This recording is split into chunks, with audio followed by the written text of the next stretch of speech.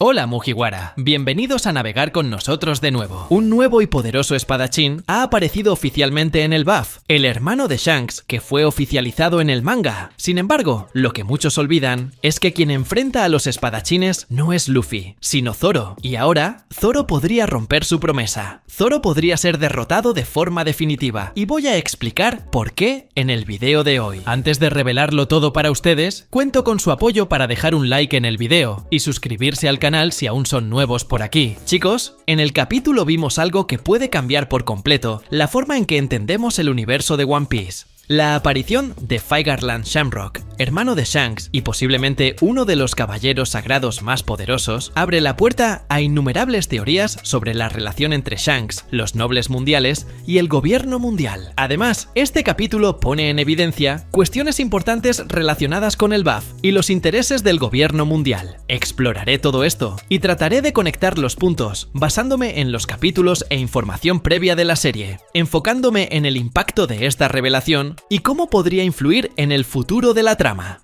Creo que es significativo que Figarland Shamrock sea presentado como hijo de Saint Garling, uno de los 5 ancianos. Esto inmediatamente coloca a la familia Figarland en un nivel mucho más alto de lo que habíamos considerado hasta ahora. Shanks siempre ha sido un personaje envuelto en misterio, pero el hecho de que tenga un vínculo directo con una de las familias más poderosas del mundo sugiere que su influencia y su conexión con el gobierno mundial no son solo una cuestión de respeto o fuerza. Quizás, quién sabe, tenga acceso privilegiado a la información y las decisiones del gobierno mundial debido a su origen. En el capítulo 1054, por ejemplo, pensábamos que Shanks aparecía en Mary Joyce solicitando una audiencia con los Gorosei, pero quien hizo eso fue su hermano. Esto ya indicaba que tenía algún tipo de relación especial con ellos, algo que ningún otro pirata ha demostrado hasta ahora. Y ahora, con Shamrock revelado como miembro activo del gobierno mundial y de los caballeros sagrados, la idea de que la familia Figarland tiene lazos profundos con los nobles mundiales parece ganar aún más fuerza. Puede ser que Shanks y Shamrock hayan seguido caminos completamente opuestos, pero ambos parecen haber heredado la misma influencia de su linaje. Esto me hace pensar, ¿estará Shanks tratando de proteger el equilibrio del mundo porque conoce el verdadero poder que su familia ejerce tras bambalinas? ¿O estará intentando impedir que los nobles mundiales usen ese poder de forma descontrolada? Además, la apariencia de Shamrock, sin cicatriz y con ambos brazos intactos, crea un interesante contraste visual con Shanks. La diferencia entre ambos no solo parece física, sino también simbólica. Shanks, con su cicatriz y un brazo menos, parece haber sacrificado parte de sí mismo en su camino como pirata y en su búsqueda de libertad, mientras que Shamrock, con su apariencia impecable y uniforme militar, representa lo opuesto, un hombre que ha abrazado completamente el sistema y el poder que conlleva su posición. Esta dualidad entre los hermanos podría explorarse de forma muy profunda en la historia, quizás incluso culminando en un enfrentamiento directo entre ellos. Puede que Oda nos esté preparando para un momento en el que Shanks necesite enfrentar no solo su pasado, sino también a su propia familia. Otra cosa que me llama la atención es la relación entre los caballeros sagrados y el BAF. El capítulo deja claro que Shamrock está interesado en llevar a los gigantes del BAF al lado del gobierno mundial, algo que nunca se había intentado antes. Hasta ahora, los gigantes siempre han sido vistos como un pueblo orgulloso e independiente, con una rica historia de guerreros y reyes poderosos. Pero si el gobierno mundial logra poner bajo su mando las fuerzas del BAF, eso cambiaría por completo el equilibrio de poder en el mundo. Creo que Shamrock podría estar intentando usar esta alianza como una forma de solidificar aún más la influencia de los nobles mundiales, asegurándose de que ninguna fuerza, ni siquiera los revolucionarios o los piratas, pueda desafiar su autoridad.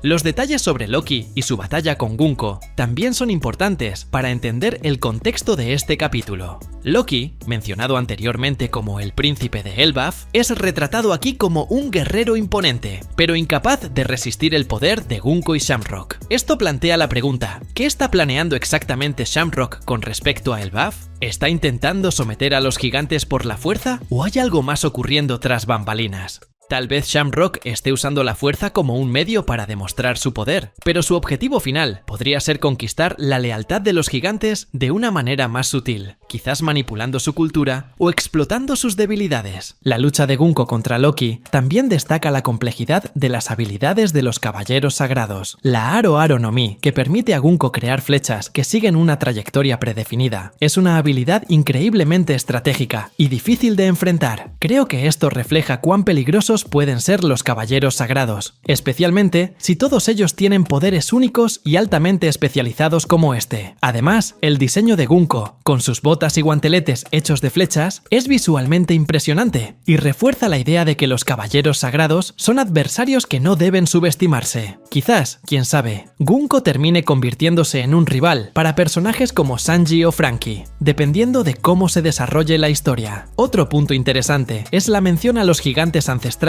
y cómo el rey Harald se arrancó sus propios cuernos para simbolizar su búsqueda de la paz. Esto añade una capa de profundidad a la historia de Elbaf y los valores que los gigantes defienden. Podría ser que el pasado de los gigantes ancestrales esté directamente conectado con la historia del mundo y el siglo vacío, y el hecho de que Harald haya rechazado esa herencia podría ser un indicio de que sabía algo sobre el verdadero significado de los cuernos y lo que representan, quizás de alguna forma. Los cuernos estén ligados al poder de los gigantes ancestrales o a una conexión más amplia con la historia de los pueblos antiguos. Y chicos, Shamrock es presentado como el hermano de Shanks, pero la relación entre ellos sigue siendo un misterio, y no hay nada que confirme si son aliados, rivales o algo intermedio. Shanks, como uno de los Yonkou, ya es una de las figuras más influyentes del mundo, pero la idea de que proviene de una familia noble como los Figarland complica aún más nuestra percepción de él. Hasta ahora, Shanks ha sido visto como alguien independiente, actuando fuera de las tradiciones de la nobleza o el poder centralizado. La revelación de que tiene un hermano tan cercano al gobierno mundial podría sugerir que la historia de Shanks oculta mucho más de lo que imaginábamos, quizás decisiones difíciles que lo llevaron a alejarse o incluso romper con los ideales de su familia. Shamrock, por otro lado, parece ser el completo opuesto de Shanks en términos de lealtad. Como líder de los caballeros sagrados, sirve directamente al gobierno mundial y a los nobles mundiales, lo que plantea varias preguntas sobre sus motivaciones. Quizás Shamrock sea una representación de cómo podría haber sido Shanks si hubiera seguido un camino diferente. Creo que esto crea una dinámica de contraste muy interesante, especialmente si ambos eventualmente se encuentran o enfrentan. Podría ser que Shamrock vea a Shanks como un traidor a los valores de la familia Figarland, o tal vez está siguiendo órdenes para capturarlo o eliminarlo debido al impacto que Shanks tiene en el equilibrio del mundo. Además, Shamrock ya demuestra una fuerza abrumadora al derrotar a Loki, uno de los guerreros más poderosos de Elbaf. Si consideramos que Loki es una figura temida, incluso entre los propios gigantes, tiene sentido pensar que Shamrock está a un nivel de fuerza que rivaliza con los personajes más fuertes de la serie. Quizás sea uno de los pocos espadachines que realmente puedan desafiar a Zoro de manera significativa, ya que Zoro constantemente se enfrenta a adversarios que lo obligan a superar sus límites. Pero, ¿será Shamrock un enemigo al que Zoro pueda derrotar? Esa es la gran pregunta. Zoro prometió a Luffy que nunca más sería derrotado, algo que toma extremadamente en serio desde su derrota ante Mihawk al principio de la serie. Este juramento no es solo una promesa personal, sino un pilar de su motivación y crecimiento como espadachín. Sin embargo, la introducción de Shamrock parece preparar el terreno para poner a prueba esta promesa de una manera que Zoro nunca antes ha experimentado. Shamrock no es solo un espadachín habilidoso, sino también un estratega, alguien que parece estar acostumbrado a enfrentarse a adversarios de gran calibre. Creo que, si hay un enfrentamiento entre Zoro y Shamrock, tal vez Zoro se dé cuenta de que su fuerza actual aún no es suficiente para derrotar a alguien tan completo y poderoso. Lo que hace a Shamrock un adversario aún más peligroso es el hecho de que es un espadachín. Hasta ahora, los mayores desafíos de Zoro han venido de espadachines formidables, como Mihawk y King. Shamrock, siendo alguien con lazos directos con el gobierno mundial, podría representar una amenaza diferente a cualquier cosa que Zoro haya enfrentado. Quizás Shamrock tenga un estilo de combate que Zoro nunca haya visto antes, o tal vez utilice habilidades que combinan la destreza de un espadachín con otras tácticas o habilidades especiales. Creo que esta combinación podría ser devastadora para Zoro, especialmente si subestima a Shamrock al inicio del enfrentamiento. Si Zoro realmente es derrotado por Shamrock, esto tendrá profundas implicaciones para el personaje. Esa derrota podría servir como un recordatorio de que Zoro todavía tiene mucho que aprender y crecer antes de alcanzar su objetivo final de convertirse en el mejor espadachín del mundo. Quizás esa derrota sea el catalizador para que Zoro busque un nuevo nivel de fuerza, tal como su derrota ante Mihawk al inicio de la serie lo motivó a fortalecerse. Pero, al mismo tiempo, tal vez esa derrota también sacuda su confianza, obligándolo a enfrentar no solo a un adversario formidable, sino también a sus propias inseguridades y miedos. Por otro lado, es posible que Zoro logre derrotar a Shamrock, pero solo después de un enfrentamiento extremadamente difícil y agotador. Esto reforzaría la idea de que Zoro está constantemente superando sus límites, pero también mostraría que se está acercando cada vez más a su objetivo final. Quizás Shamrock reconozca la fuerza y la determinación de Zoro tras el enfrentamiento, estableciendo un respeto mutuo entre ellos, incluso si están en bandos opuestos. Y eso es todo, Mugiwara. Espero que hayas disfrutado el video tanto como nosotros disfrutamos haciéndolo. Si deseas seguir acompañando nuestras aventuras, no olvides suscribirte y activar la campanita para recibir notificaciones. Deja tus comentarios sobre lo que te gustaría ver en el próximo video y hasta entonces, que la suerte esté siempre de tu lado. ¡Hasta la próxima!